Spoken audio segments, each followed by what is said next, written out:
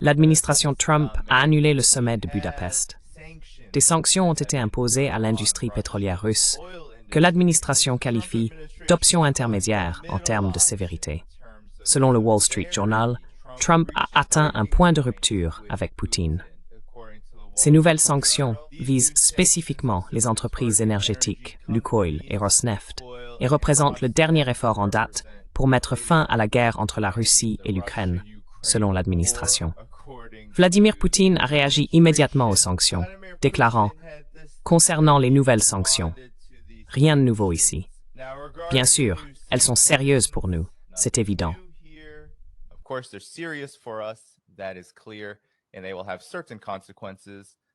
Et elles auront certaines conséquences, mais dans l'ensemble, elles n'affecteront pas sérieusement notre bien-être économique. » Lors de son premier mandat, Trump a imposé le plus grand nombre de sanctions jamais introduites contre la Fédération de Russie. Ces mesures sont de nature économique et politique. Cela s'inscrit dans le contexte où la Russie mène d'importants exercices nucléaires et se retire, maintenant qu'elle a mis fin au traité START. La Russie ne reprendra pas l'échange d'informations avec les États-Unis sur le nouveau traité START, selon Sergei Ryabkov. Ce sont donc des escalades majeures. Vladimir Poutine et la Russie ne semblent pas du tout s'en émouvoir. Kaji, quelle est votre réaction à cela?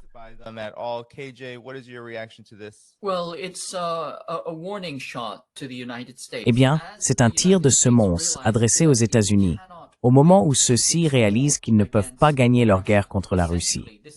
En substance, c'est l'ensemble de l'OTAN et des États-Unis qui combattent la Russie. Nous entrons dans la phase finale, et il devient très clair que le jeu va se terminer dans une direction bien précise, celle d'une victoire de la Russie. Ainsi, les États-Unis tentent une escalade horizontale à travers des sanctions énergétiques de plus en plus nombreuses. Mais le plan de secours, et c'est toujours le plan de secours des États-Unis, c'est l'escalade nucléaire. En particulier avec Elbridge Colby, qui parle depuis au moins une décennie de la nécessité d'intégrer sans rupture les armes nucléaires tactiques dans la doctrine de guerre. La Russie envoie un message disant « Nous ne permettrons pas cela. Nous ne tolérerons pas une escalade jusqu'au niveau nucléaire. » Et bien sûr, les armes nucléaires tactiques seront considérées comme une attaque stratégique. Je pense que c'est le message clé qui est transmis en ce moment.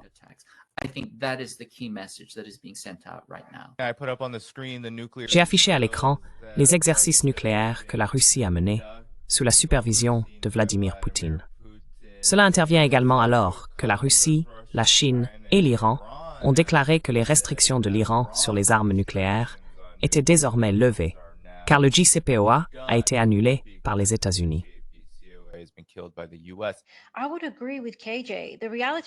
Je serais d'accord avec Kaji. La réalité de la situation est que la Russie ainsi que la Chine et l'Iran envoient un message fort.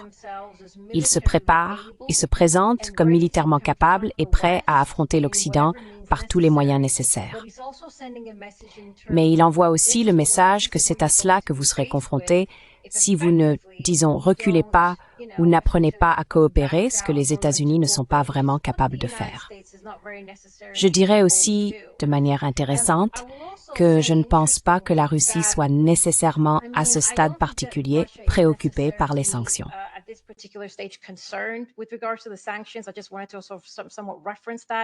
Je voulais simplement y faire référence également. Au bout du compte, lorsque nous examinons les sanctions, elles vont surtout toucher l'Union européenne, les marchés européens, qui sont à ce stade pratiquement paralysés et détruits. Je veux dire, ils avaient déjà réduit leurs importations de pétrole en provenance de Russie à environ 3% de toute façon. Donc sanctionner ces 3% va très probablement affecter la Hongrie et la Slovaquie, qui continuaient à importer, ainsi que dans une moindre mesure la Grèce et l'Espagne parmi d'autres États.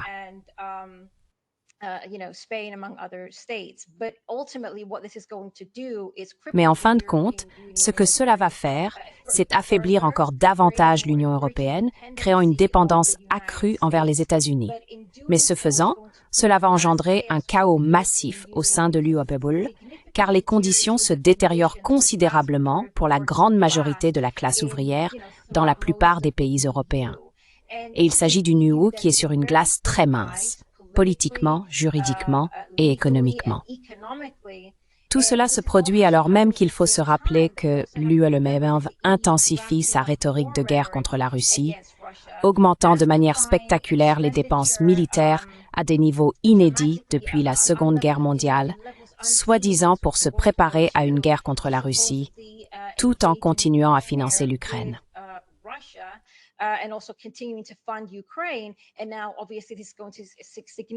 Et maintenant, évidemment, ça va avoir un impact significatif sur leur économie et également créer de nouvelles divisions au sein des États de l'Union européenne, leur position particulière en matière de politique étrangère et la manière dont l'UPPEV fonctionne dans son ensemble. Donc, en somme, c'est juste un récapitulatif général des effets que les sanctions vont avoir, c'est-à-dire pratiquement aucun. Cela n'affectera pas la Russie, mais en même temps, la Russie envoie tout de même un message, car elle peut voir à quoi ressemble la trajectoire globale. C'est une préparation à la guerre. Et je suis d'accord avec Kaji sur ce point. L'Occident et l'OTAN ne peuvent tout simplement pas gagner. Je pourrais en parler un peu plus tard. La réaction de Donald Trump aux commentaires de Vladimir Poutine sur les sanctions. Le président Poutine a essentiellement déclaré aujourd'hui que la Russie est à l'abri des sanctions américaines. Il a affirmé que cela n'aurait aucun impact sérieux sur l'économie russe. Je suis content qu'il ressente ça. C'est bien. Je te tiendrai au courant dans 6 mois, d'accord? On verra bien comment tout cela se passe. Et puis, il y a cette réaction de Bloomberg. Il n'est cependant pas clair si les flux du pipeline seront réellement affectés par les sanctions, en raison de la nature intergouvernementale du projet. Essentiellement, la relation entre la Russie et la Chine à travers ses entreprises, Rosneft et la China Petroleum Corporation, détenues par l'État. Bien sûr, ils n'ont pas fait de commentaires. Ils ne commentent pas à ce sujet. Mais de nombreuses preuves suggèrent que personne n'est vraiment inquiet du côté sanctionné, la Russie et ses partenaires. Quelle est votre évaluation, Kaji?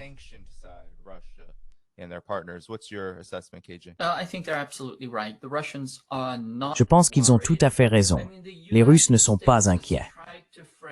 Je veux dire, les États-Unis ont essayé de présenter la Russie comme une station-service, avec des prétentions, et que dès qu'on s'en prend à leur gaz, elle va s'effondrer. Eh bien, cela repose sur plusieurs hypothèses. La première, c'est que ce n'est qu'une station-service. Ce n'est certainement pas le cas. La Russie est une puissance industrielle, une puissance en ressources, une puissance énergétique, et elle a progressivement mis en place, en coopération avec la Chine, des systèmes financiers qui lui permettent, premièrement, de contourner les sanctions financières américaines et deuxièmement, d'éviter les points d'étranglement imposés par les États-Unis.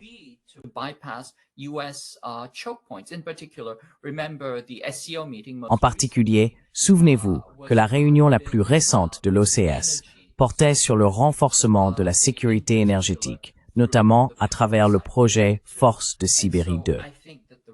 Je pense donc que les Russes ne sont pas inquiets. Ils entretiennent des relations solides avec la Chine et d'autres pays du Sud global. Et je pense que les États-Unis se sont trompés dans leurs calculs concernant ces sanctions, comme ils l'ont fait pour presque tout le reste de ce qu'ils ont tenté contre la Russie et également contre la Chine.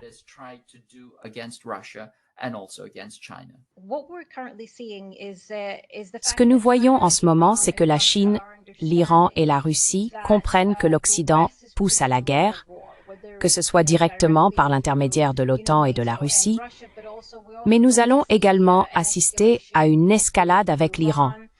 Ils s'y préparent donc. C'est pourquoi ils ne veulent plus partager aucune information ni aucun renseignement lié aux capacités nucléaires, même à l'égard de l'Occident. C'est un message fort, indiquant que cette alliance multipolaire est en train de se former et qu'elle est prête à contrer toute forme d'agression occidentale, que ce soit par la guerre économique ou, si nécessaire, sur le plan militaire.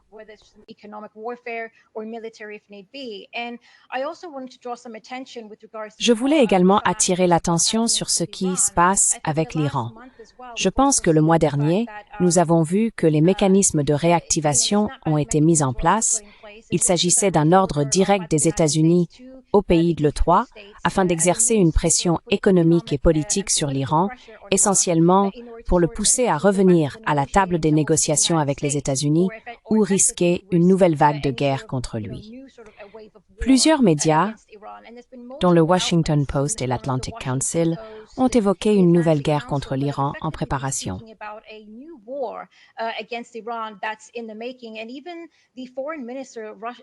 Même le ministre russe des Affaires étrangères Lavrov a déclaré, selon ses propres sources, que des frappes contre l'Iran étaient très probables.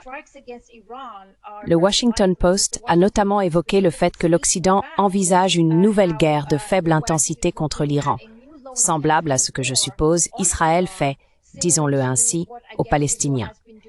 Il a mentionné le concept de tondre la pelouse, une doctrine militaire israélienne visant à affaiblir progressivement l'adversaire et à l'asphyxier économiquement sans nécessairement engager une guerre totale.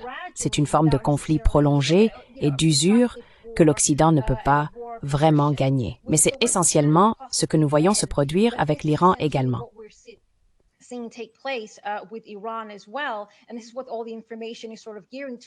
Et c'est vers cela que toutes les informations convergent. L'Iran lui-même se prépare en concluant un nouvel accord avec la Chine, dans lequel il va recevoir des armes avancées et des systèmes de défense aérienne en échange de pétrole. En même temps, il a engagé de nouveaux achats militaires avec la Russie, des avions de chasse, plus précisément, afin de se préparer à la guerre qui se profile contre l'Iran. Ainsi, on peut voir que la Russie, la Chine et l'Iran comprennent tous qu'ils se préparent à une confrontation militaire avec l'Occident. Cela pourrait se produire à des moments différents, mais ils s'y préparent tous.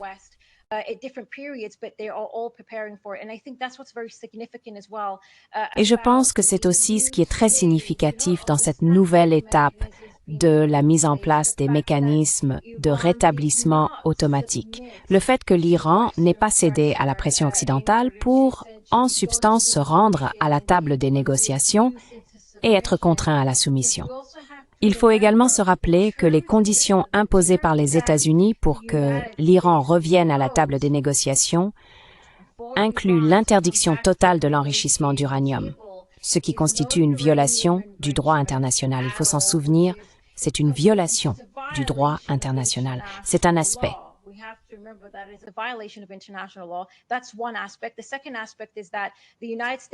Le deuxième aspect est que les États-Unis ont exigé que l'Iran leur accorde un accès complet à ses installations nucléaires, qu'ils puissent entrer en Iran, pour citer Trump, et faire ce qu'ils veulent, prendre ce qu'ils veulent et détruire ce qu'ils veulent. Nous parlons donc d'une nouvelle colonisation de l'Iran de manière assez directe. En même temps, il parle aussi, bien sûr, du fait que l'Iran devrait cesser toute forme d'alliance militaire ou de soutien à ses soi-disant mandataires ou à ce que l'Occident appelle des mandataires dans la région. Et évidemment, tout cela est tout simplement inacceptable pour l'Iran. Ils essayent d'utiliser la coercition économique, c'est ce qu'ils font. Mais plutôt que de se soumettre, l'Iran dit non.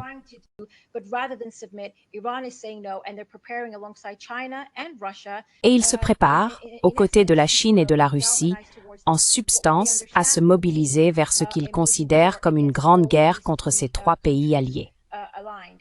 Dans quelle mesure cela sera couronné de succès? Eh bien, c'est une autre histoire. Ce sera un échec retentissant.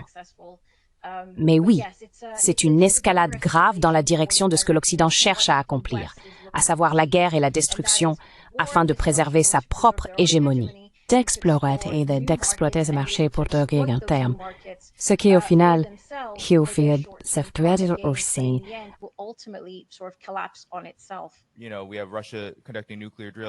Vous savez, la Russie mène actuellement des exercices nucléaires.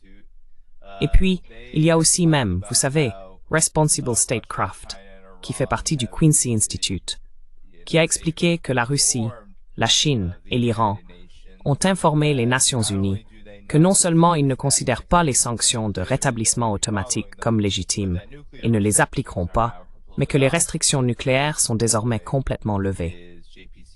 Le JCPOA est mort à présent. Quelle est la portée de tout cela? Vous savez, un conflit nucléaire se profile à l'horizon.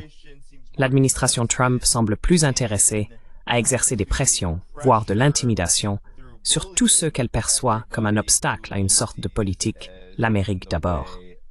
Mais en même temps, cette question nucléaire devient de plus en plus préoccupante.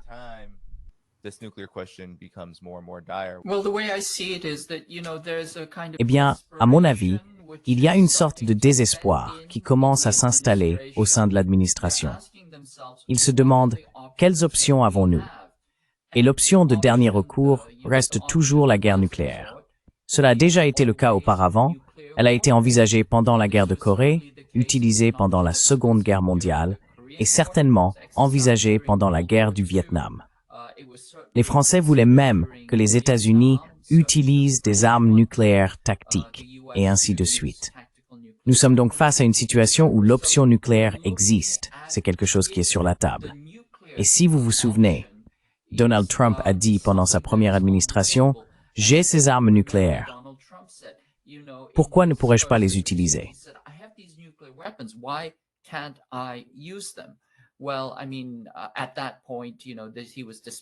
Eh bien, à ce moment-là, il était considéré comme un fou. Mais si l'on regarde les documents de politique, tout ce qui est sorti depuis parle d'utiliser les armes nucléaires comme partie intégrante du continuum de la guerre. Et je pense qu'il est également important de se rappeler que depuis les années 1980, la doctrine américaine de la guerre nucléaire repose sur ce qu'on appelle la contre-force. En gros, c'est la conviction que si l'on passe à l'arme nucléaire, la partie qui l'utilise en premier gagne. L'idée est de porter un coup nucléaire surprise, et si l'on y parvient, alors on gagne. Ensuite, on intercepte tout ce qui est lancé en représailles grâce à la défense antimissile. Et là encore, on gagne.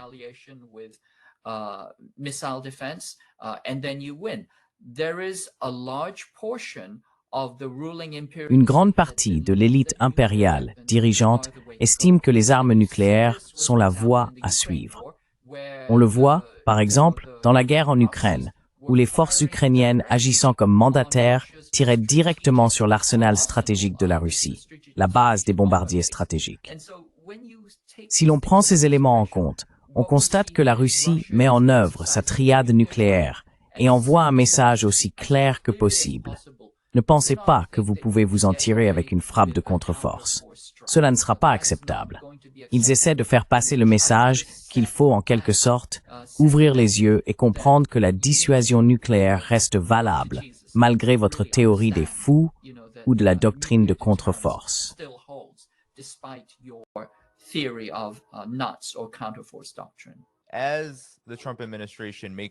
Alors que l'administration Trump se rend en Asie, selon le moment où les gens verront cela, il aura peut-être déjà eu la réunion. C'est intriguant. Il a déclaré vouloir que la Chine aide les États-Unis à faire pression sur la Russie pour mettre fin au conflit. Nous avons déjà entendu cela, n'est-ce pas, Elina? L'administration Biden ne disait-elle pas constamment la même chose, en jouant un peu la carte de la paix? Mais l'administration Trump met en avant une position agressive, essayant de rallier tout ce qu'elle peut, surtout la Chine, pour amener la Russie à céder. Est-ce que cela fonctionnera? Ils n'ont pas réussi à faire céder l'Iran. Il y a eu une quasi-guerre totale l'été dernier, et l'Iran n'a pas cédé. Maintenant, ils veulent que la Chine fasse céder la Russie.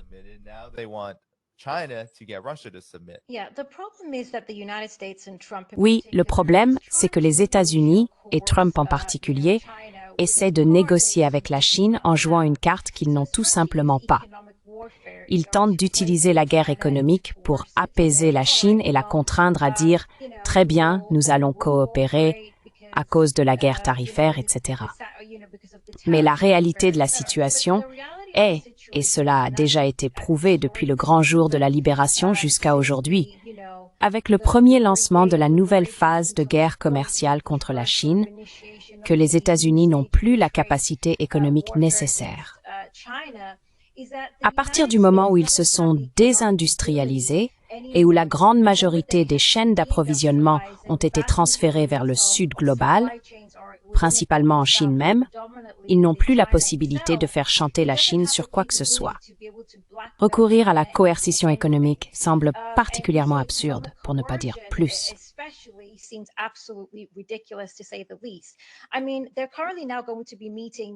Je veux dire, ils vont maintenant se rencontrer, soi-disant, pour trouver une sorte d'accord avec la Chine. Je pense que les négociations commencent aujourd'hui.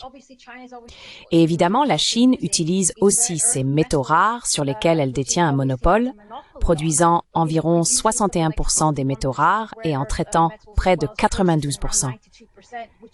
C'est essentiel pour les États-Unis, qui tentent de mener des guerres dans le monde entier contre des adversaires extrêmement puissants, tout en manquant de missiles, d'artillerie et de systèmes de défense aérienne pour réellement s'engager dans un conflit. Et comme ils n'ont pas d'industrie, parce qu'ils dépendent des pays du Sud global, ayant, comme je l'ai dit, exporté la grande majorité de leurs industries et de leurs chaînes d'approvisionnement, c'est en gros le mode de fonctionnement du capitalisme. Étant donné que les États-Unis sont désormais devenus un pays de capitalisme financier.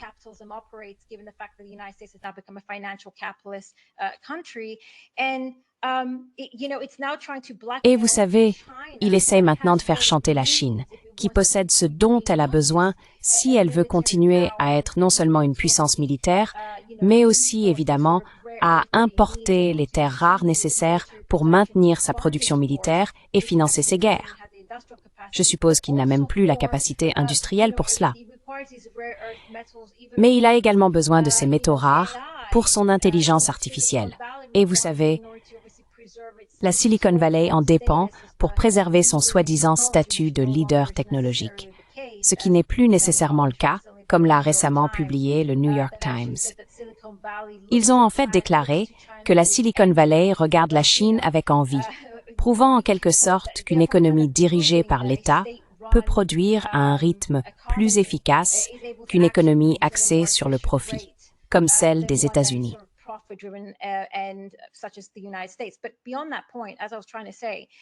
Mais au-delà de ce point, comme j'essayais de le dire, les États-Unis n'ont ni le pouvoir ni l'influence économique nécessaire pour contraindre la Chine à persuader la Russie de se rendre. Tout cela, à ce stade, n'est qu'une posture politique de la part des États-Unis, visant à prouver qu'ils disposent encore d'une certaine influence, mais ils n'ont en réalité pas cette capacité.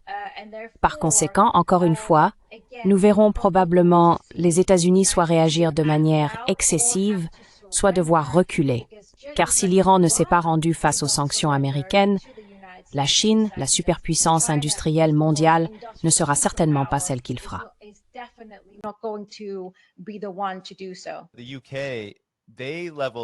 Le Royaume-Uni a imposé des sanctions avant l'administration Trump, très précisément contre ces deux géants pétroliers russes. Les Britanniques ont imposé des sanctions pétrolières à la Russie pour intensifier les tensions et cibler, car c'est bien ce qu'ils font, les pays des BRICS, principalement la Chine et l'Inde. Ils essaient, sans grand succès semble-t-il, de les amener à cesser de commercer avec la Russie, à cesser d'échanger du pétrole russe. Et ce que la Chine a fait en réponse à ces sanctions britanniques, c'est essentiellement dire « Nous allons simplement continuer à commercer avec la Russie ». Alors, qu'est-ce qui change ici? Il semble qu'il n'y ait vraiment rien que les États-Unis ou l'Occident collectif puissent faire pour empêcher la Russie ou la Chine ou le reste du monde de commercer du pétrole russe. Et rappelons que l'Union européenne, qui a déclaré vouloir sanctionner le gaz russe, ne pourra même pas le faire avant un an ou plus. C'est en quelque sorte repousser le problème. Que pensez-vous de cette situation?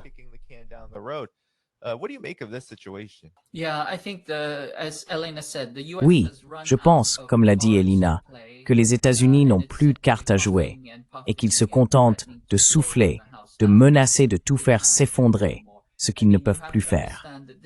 Je veux dire, il faut comprendre que cela a été un processus long et lent. Si l'on pense aux parties d'échecs, il y a des joueurs très agressifs. Et puis il y a ceux qui construisent patiemment leur structure, relient les pièces et s'assurent que chaque pièce faible est renforcée. Et à ce moment-là, ils se dirigent vers la finale. Nous entrons maintenant dans la phase finale. À ce stade, la structure est si solide et si cohérente qu'elle ne peut plus être renversée. Toute tentative de manœuvre agressive de la part de l'adversaire ne fonctionnera pas, simplement parce que les positions et les structures ont été construites de manière si claire et si compétente.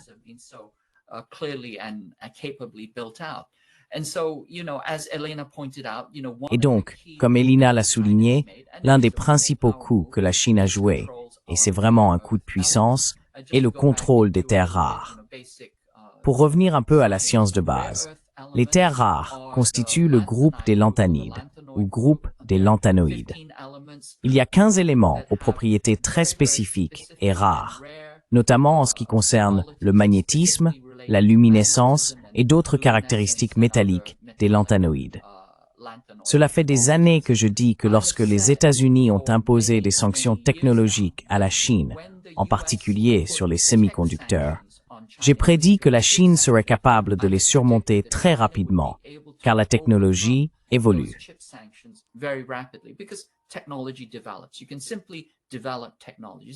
Vous pouvez simplement développer la technologie.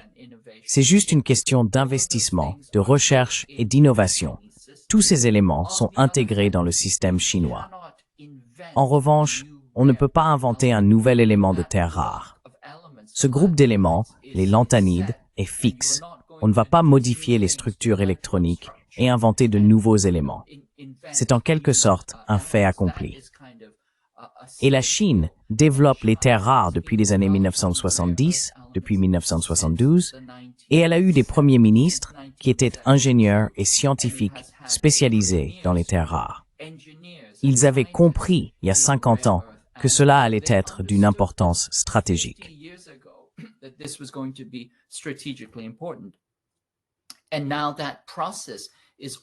Et maintenant, ce processus est presque terminé. La structure est presque achevée. Ils détiennent un monopole sur le raffinage des terres rares. Et c'est précisément le processus de raffinage qui constitue la partie la plus difficile. Comme beaucoup l'ont souligné, les terres rares ne sont pas réellement rares. Vous en avez dans vos dents. Chaque fois que vous préparez une omelette, il y a des terres rares dedans. Le problème, c'est qu'il faudrait faire énormément d'omelettes ou broyer beaucoup de dents pour obtenir suffisamment de terres rares afin de les utiliser de manière significative. Et c'est exactement ce problème que la Chine a résolu.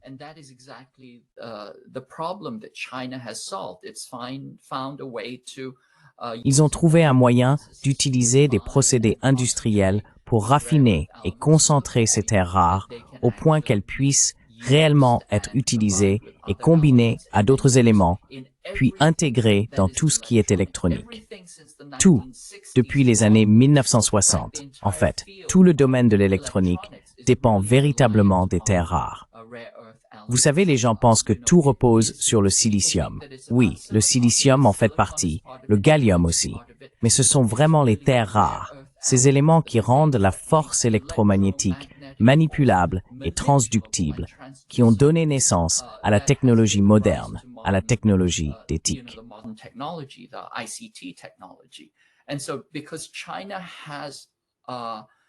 Et donc, parce que la Chine détient un monopole sur ce processus, sur cette chaîne d'approvisionnement, le fait qu'elle ait pris cette décision a soudainement réveillé les États-Unis. Ils ont réalisé qu'ils n'avaient plus d'options, en particulier en ce qui concerne la fabrication d'armes, de radars, de systèmes de guidage, de systèmes de vision nocturne, d'écrans. Toutes ces choses dépendent des terres rares. Et la Chine vient de tirer la sonnette d'alarme en disant « Souvenez-vous, nous contrôlons toute cette dimension de l'industrie, et peut-être devrions-nous nous asseoir et avoir un dialogue raisonnable, plutôt que vous continuiez à nous menacer et à tenter de nous intimider. » Comme je l'ai dit auparavant, la seule chose qu'il reste aux États-Unis, leur dernier atout, pour ainsi dire, c'est l'escalade nucléaire. Et c'est le message que les États-Unis et d'autres pays essayent d'envoyer. C'est aussi ce que la Russie essaie de faire comprendre. N'y pensez même pas.